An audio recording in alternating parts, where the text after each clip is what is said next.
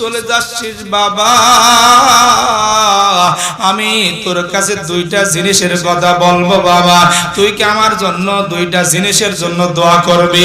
আব্দুর রহমান ডাক দে বলে, হুজুর আপনি কি চান বলেন, আপনার কি ইচ্ছা আশা আকাঙ্ক্ষা বলেন। আব্দুর রহমানকে বলতেছেন, সুলতান মাহমুদ বলে, আব্দুর রহমান রে, আজকে 12 বছর হয়ে গেল আমি ওজিফা করি, এক নাম্বার আশা হলো আমি আমার দয়ার নবী মায়ের নবীকে একটু স্বপ্ন যুগে দেখবো রে আব্দুর রহমান, কিন্তু 12 বছর হয়ে গেল সাধনা করি, আজ পর্যন্ত নবীর সাক্ষাৎ পাইলাম না। আব্দুর রহমান তুই একজন ইতিম, আমার নবী ছিল ইতিম, তুই আমার জন্য একটু দোয়া করবি বাবা, আমি যেন দয়ার নবী মার নবীর সাক্ষাৎ পেয়ে যাই। এবার আব্দুর রহমান ডাক দে বলে, হুজুর আর একটা কি আশা আকাঙ্ক্ষা বলে, আমি একজন ভালো লোকের সোহবতে থাকতে চাই। আব্দুর রহমানকে হুজুরের সাথে পাঠিয়ে দিল। আব্দুর রহমান মাদ্রাসায় পৌঁছে গেল। আব্দুর রহমান যখন মাদ্রাসায় পৌঁছে গেল বাজান, আব্দুর রহমানের মনে বাদশা সুলতান মাহমুদ গজনবী, সুলতান মাহমুদ গজনবী আল্লাহর ওই বান্দা, তিনি আমার কাছে দোয়া চেয়েছেন, আমার কাছে দোয়া চেয়েছেন। এবার আব্দুর রহমান নামাজ পড়ার পরে, ইশারের নামাজ পড়ে আল্লাহর কাছে হাত তুললেন, মালিক আপনার বান্দা সুলতান মাহমুদ গজনবী একজন বাদশা হয়া আমি ইতিম সন্তানের কাছে দোয়া চেয়েছে, মালিক বাদশার যা যা মনের আশা আপনি পূরণ করে দেন, কোন সুবহানাল্লাহ।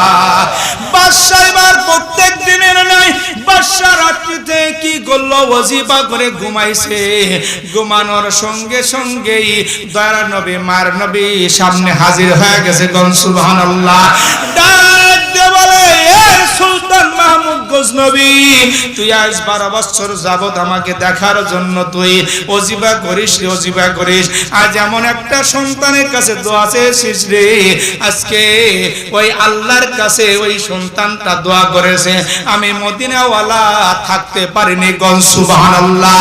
আজকে তোর কাছে হাজির হয়েছে সুলতান মাহমুদ গজনবী। যখন নবীকে দেখেছে, দেখার সঙ্গে সঙ্গে চোখের পানি ফেলে কান্দে আর বলে, হুজুর আজকে আমি বড্ড খুশি, আজকে 12 বছর হয়ে গেল আপনার সাক্ষাতের জন্য পাইনি, আজকে দেখা পেয়েছি হুজুর, আজকে আমার মনের ইচ্ছা পূরণ হয়ে গেছে, কোন সুবহানাল্লাহ।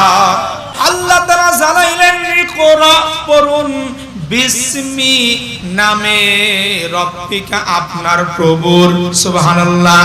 আমার আল্লাহ তাআলা শিক্ষা দিলেন, ইকরা বিসমি রব্বিকা, কা শব্দ দ্বারা আমার আপনার নবীকে বুঝাইছে, এ বন্ধু আপনার রবের নামে আপনি কোরআন তেলাওয়াত করুন, কোন সুবহানাল্লাহ।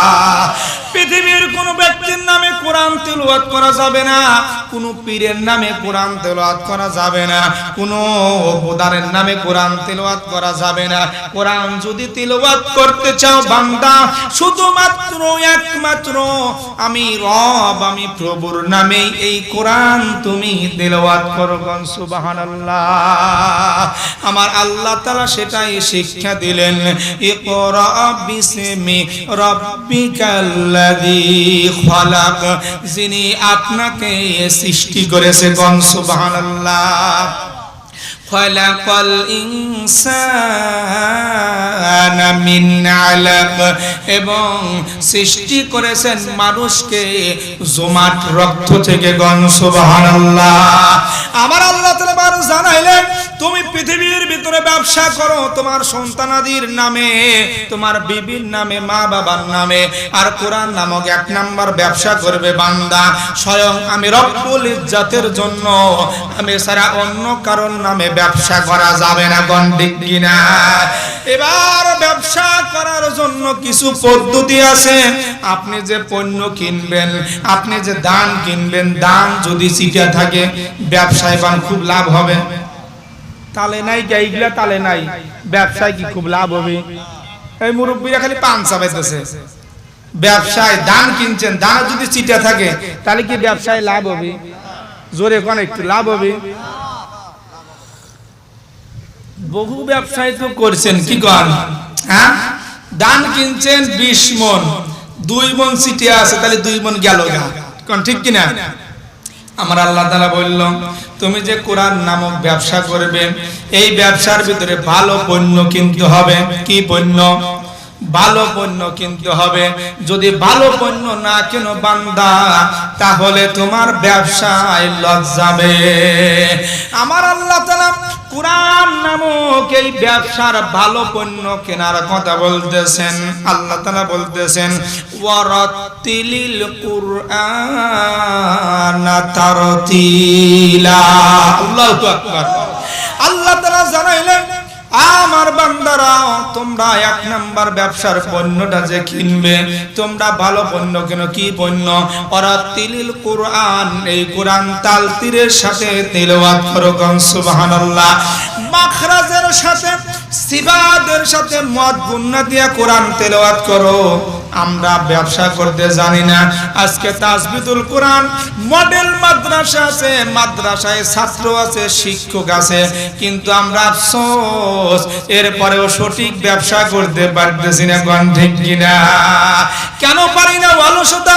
আসেন এখানে, আপনারা হুজুর রেখেছেন, আলেম ওলামা আছে, আপনি একটু কোরআন নামক ব্যবসাটার ভালো পণ্য কেনেন, একটু তাসবিদ শেখেন, একটু কোরআন শেখেন, একটু আপনি সিফাত শেখেন, মদ গুন্না শেখেন, তাহলে আপনি সঠিকভাবে ব্যবসাটা করতে পারবেন। কিন্তু দেখা যায় ব্যবসা, কোরআন নামক ব্যবসায় তারতিলের সাথে কোরআন না পড়ার কারণে আমি সঠিকভাবে কোরআনটা তেলাওয়াত করতে পারি না। কিন্তু উচিত ছিল সঠিক ব্যবসা করার জন্য তারতিলের সাথে কোরআন পড়া এবং সিফাত মদ গুন্না শেখা। কোন ঠিক কিনা? হাদিসের ভিতরে আল্লাহর হাবিব বলতেছেন, তালাবুল ইলমি ফারিদাতুন আলা কুল্লি মুসলিমিন। প্রত্যেকটি নর নারী, পুরুষ মহিলা প্রত্যেকের জন্য ইলম শিক্ষা করা ফরজ। জোরে কন্না সুবহানাল্লাহ। ইলম শিক্ষা করা ফরজ। এই ইলম যারা শিখবে, এই ইলম যারা শিখবে তাদের জন্য কি লাভ, তারা কি রকম দামি মানুষ। হাদিসের ভিতরে আল্লাহর হাবিব বলতেছেন, খায়রুকুম মান তাআল্লামাল কুরআনা ওয়া আল্লামা। তোমাদের ভিতরে ওই ব্যক্তি উত্তম যে এই মহাগ্রন্থ কোরআন শিখলো এবং অপরকে শিক্ষা দিল। ওই ব্যক্তি হলো পৃথিবীর ভিতরে শ্রেষ্ঠ উত্তম ব্যক্তি। কোন সুবহানাল্লাহ। কিন্তু আজকে আমরা কত উত্তম মানুষ দেখি, আরে গ্রামের যে বড় বড় মানিক সে উত্তম, গ্রামের যে বড় জ্ঞানী সে উত্তম, আমরা এভাবে যে ম্যাজিস্ট্রেট সে উত্তম, একজন বিজ্ঞানী সে উত্তম, একজন ইঞ্জিনিয়ার সে উত্তম। অথচ আল্লাহ তাআলা বললেন, না না, এরা উত্তম হতে পারে না। উত্তম তো তারাই যারা আমার গ্রন্থাল কোরআন শিখলো, অপরকে শিক্ষা দিল, ওই ব্যক্তিরাই হলো আমার কাছে উত্তম ব্যক্তি। কোন সুবহানাল্লাহ। তাহলে উত্তম ব্যক্তি সম্পর্কে আমরা জানলাম। এবার আসুন তাহলে কোরআন তেলাওয়াত করব কিসের সাথে? তাসবিদের সাথে, তারতিলের সাথে কোরআন তেলাওয়াত করব। যদি আমরা তারতিলের সাথে কোরআন তেলাওয়াত করি, তাহলে আল্লাহ রাব্বুল আলামিন আমাদের এই ব্যবসার ভিতরে খায়ের বরকত দান করবেন। কোন সুবহানাল্লাহ। এবার আসুন, যারা এই তারতিলের সাথে উত্তম ব্যবসা করতেছে তাদেরকে ভালোবাসার দরকার আছে কি নাই? এই যে কথা বলে নাই, তাদেরকে ভালোবাসার দরকার আছে কি নাই? অবশ্যই তাদেরকে ভালোবাসতে হবে। যারা কোরআন শিখতেছে বাজান, তাসবিদুল কোরআন মাদ্রাসায় ছোট্ট ছোট্ট মাসুম বান্দারা কোরআন শিখতেছে, আপনি যদি তাদেরকে ভালোবাসেন, মহাব্বত করেন, জেনে রাখেন আল্লাহ রাব্বুল আলামিন আপনাকেও ভালোবাসবে। কোন সুবহানাল্লাহ। আপনার মনের আশাগুলো পূরণ করে দিবে। সুলতান মাহমুদ গজনবী তিনি আফগানিস্তানের বাদশা ছিল। এই সুলতান মাহমুদ গজনবী একদিন কাবুলে প্রবেশ করতেছেন, হঠাৎ করে দেখে ওই কাবুলের যে একটা লাইট আছে, লাইটের নিচে একটা ছোট্ট মাসুম সন্তান কি যেন পড়ে। দূর থেকে যখন সুলতান মাহমুদ গজনবী দেখেছে বাজার, দেখার সঙ্গে সঙ্গে সুলতান মাহমুদ গজনবী ঘোড়া নিয়ে হাঁটি হাঁটি পা পা করে ছেলেটার নিকটে চলে গেল। যাওয়ার পরে দেখে এতো একটা মাদ্রাসার সন্তান, এতো কোরআন তিলাওয়াত করতেছে। সুলতান মাহমুদ গজনবী ঘোড়ার উপর থেকে নামলেন। খেয়াল করতেছেন? হ্যাঁ, কথা কোন খেয়াল করতেছেন? খেয়াল করে শোনেন কথাগুলো, তাহলে বুঝতে পারবেন, না হলে এক নাম্বার ব্যবসা বোঝা যাবে না। সুলতান মাহমুদ গজনবী এবার হাঁটি হাঁটি পা পা করে সন্তানটাকে দেখে ঘোড়া থেকে নামলেন। নামার পরে জিজ্ঞাসা করে, বাবা তুমি কে? বলে, আমি হলাম আব্দুর রহমান। বাবা তুমি কোথা থেকে এসেছো? বলে, বাদশাহ নামদার, আমি এই পাশের একটা মাদ্রাসা আছে, এই মাদ্রাসায় ইতিমখানায় আমি লেখাপড়া করি বাজান। এবার সুলতান মাহমুদ গজনবী বলে, বাবারে তুমি এত রাতে, গভীর রাতে কেন তুমি এখানে? সুলতান মাহমুদ গজনবীকে বলতেছে, বাদশা তাহলে শুনুন, আমি একজন ইতিম সন্তান, আমার বাবা নাই, আমার মা আছে। আমার মাকে আমার বাবা বলেছিল, হে আমার পানের স্ত্রী, আমার গর্ভে থেকে যদি কন্যা হোক বা ছেলে হোক তাকে মাদ্রাসায় দিও। আমার বাবার ওয়াদা অনুযায়ী আমার মামার কামাই খাওয়ার আশা করেনি, আমাকে এই ইতিমখানায় ভর্তি করে দিয়েছেন। আমার সাথী ভাইয়েরা আছে, তাদের হেরিকেনের আলোতে আমি লেখাপড়া করি। যখন রাত্রি 10টা বেজে যায়, আমার সাথী ভাইয়েরা হেরিকেনের আলোটা নিভিয়ে তারা ঘুমিয়ে যায়। আমি ওই সুযোগে এই কাবুলের ভিতরে প্রবেশ করি। প্রবেশ করার পরে কাবুলের লাইটের নিচে আমি 12টা পর্যন্ত লেখাপড়া করি। এবার সুলতান মাহমুদ গজনবী যখন কথাটা শুনছে, সুলতান মাহমুদ গজনবী আর সহ্য করতে পারে না, চোখের পানি ছেড়ে দিয়ে এবার কান্নাকাটি করে আর বলে, বাবা আব্দুর রহমান, বাবারে আসো আসো, আমার বুকের সাথে তুমি আসো। এবার সুলতান মাহমুদ গজনবী ইতিম ছেলেটাকে কি করলেন? বুকের সাথে লাগাইলেন।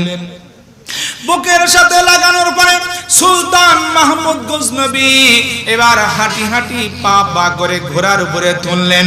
তোলার পরে কাবুলের ভিতরে নিয়ে গেলেন। নেওয়ার পরে ওই সুলতান মাহমুদ গজনবী তার সিংহাসনে ওই ছোট্ট মাসুম সন্তান আব্দুর রহমানকে বসায়া বলে, এ আব্দুর রহমান বাবা, তুই আজকে থেকে বাদশাহ, আমি সুলতান মাহমুদ গজনবী তোর প্রজাগণ। সুবহানাল্লাহ। সুলতান মাহমুদ গজনবী তোর প্রজা, তুই আজ বাদশাহ, বল তোর কি ইচ্ছা তুই বল, তুই যেটা চাবি আমি সেটাই তোর জন্য পূরণ করে দেব। সুবহানাল্লাহ। এবার ছেলেটার কান্না থেমে গেল, ছেলেটার মুখে হাসি আসলো। সকাল হয়ে গেল। এবার সুলতান মাহমুদ গজনবী উজিরকে বলে, উজির রে, যা আব্দুর রহমান এই তিন ছেলেটাকে তার মাদ্রাসায় দিয়ে আয়। এবার সুলতান মাহমুদ গজনবী জিজ্ঞাসা করে, আব্দুর রহমান তোমার দিন কত টাকার তেল লাগে? এবার আব্দুর রহমান বলতেছে, এই টাকা খরচ হয়। তোমার বোর্ডিং এ কত লাগে? বলে এই টাকা খরচ হয়। এভাবে এক মাসের টোটাল হিসাব করলো। হিসাব করার পরে 1 বছরের যত টাকা হয় একটা ক্ষতির ভিতরে ঢুকাইলো, তফিলের ভিতরে ঢুকাই আব্দুর রহমানের মাজায় বেষ্টন করে দিল। দেওয়ার পরে আব্দুর রহমানকে বিদায় দিবে। যখন বিদায় দেওয়ার সময় বাদশাহ সুলতান মাহমুদ গজনবী চোখের পানি ছেড়ে দিয়ে কান্দে আর বলে, বাবা আব্দুর রহমান, তুই তো চলে যাচ্ছিস রে বাবা, তুই একজন ইতিম সন্তান। আমি জানি যে ইতিম সন্তানকে ভালোবাসবে স্বয়ং সে নবীকেই ভালোবাসলো। কারণ আমার আপনার নবী ছিল ইতিম। নবী জন্মের আগেই বাবাকে হারাইছেন, জন্মের কয়েক বছর পরে মাকে হারাইছেন, দাদাকে হারাইছেন। এ আব্দুর রহমান, তুই চলে যাচ্ছিস বাবা, আমি তোর কাছে দুইটা জিনিসের কথা বলবো বাবা, তুই কি আমার জন্য দুইটা জিনিসের জন্য দোয়া করবি? আব্দুর রহমান ডাক দে বলে, হুজুর আপনি কি চান বলেন, আপনার কি ইচ্ছা আশা আকাঙ্ক্ষা বলেন। আব্দুর রহমানকে বলতেছেন, সুলতান মাহমুদ বলে, আব্দুর রহমান রে, আজকে 12 বছর হয়ে গেল আমি ওজিফা করি। এক নাম্বার আশা হলো আমি আমার দয়ার নবী মায়ের নবীকে একটু স্বপ্ন যোগে দেখবো রে আব্দুর রহমান, কিন্তু 12 বছর হয়ে গেল সাধনা করি, আজ পর্যন্ত নবীর সাক্ষাৎ পাইলাম না। আব্দুর রহমান, তুই একজন ইতিম, আমার নবী ছিল ইতিম, তুই আমার জন্য একটু দোয়া করবি বাবা, আমি যেন দয়ার নবী মার নবীর সাক্ষাৎ পেয়ে যাই। এবার আব্দুর রহমান ডাক দে বলে, হুজুর আর একটা কি আশা আকাঙ্ক্ষা বলে, আমি একজন ভালো লোকের সোহবতে থাকতে চাই। আব্দুর রহমানকে হুজুরের সাথে পাঠিয়ে দিল। আব্দুর রহমান মাদ্রাসায় পৌঁছে গেল। আব্দুর রহমান যখন মাদ্রাসায় পৌঁছে গেল বাজান, আব্দুর রহমানের মনে পড়ে, হুজুর আজকে আমি জিজ্ঞাসা করব, আমার আরেকটা ইচ্ছা আছে। বলে, কি ইচ্ছা রে? বল বল। আমার ইচ্ছাটা হলো যে আমি একজন ভালো লোকের সোহবতে থাকতে চাই। হুজুর এবার ডাক দে বলে, এ বাদশা সুলতান মাহমুদ গজনবী, তুই কি কিছুই বুঝিস না যে একটা সন্তান ইতিম সন্তানের কাছে দোয়া চাইলি, ওই সন্তানের তো আল্লাহ তাআলা কবুল করেছে। জেনে রাখ, জেনে রাখ, পৃথিবীর ভিতরে তারাই তো বেশি সম্মানী যারা এই মহাগ্রন্থ আল কোরআন শিক্ষা করে, অপরকে শিক্ষা দেয়, তারাই হলো দুনিয়ার ভিতরে উত্তম ব্যক্তিগণ। সুবহানাল্লাহ। আলেম ওলামাদের সোহবতে থাক। এ সুলতান মাহমুদ গজনবী, যতদিন আলেম ওলামাদের সোহবতে থাকবি ততদিন তুই সঠিক পথে চলতে পারবি। সুবহানাল্লাহ।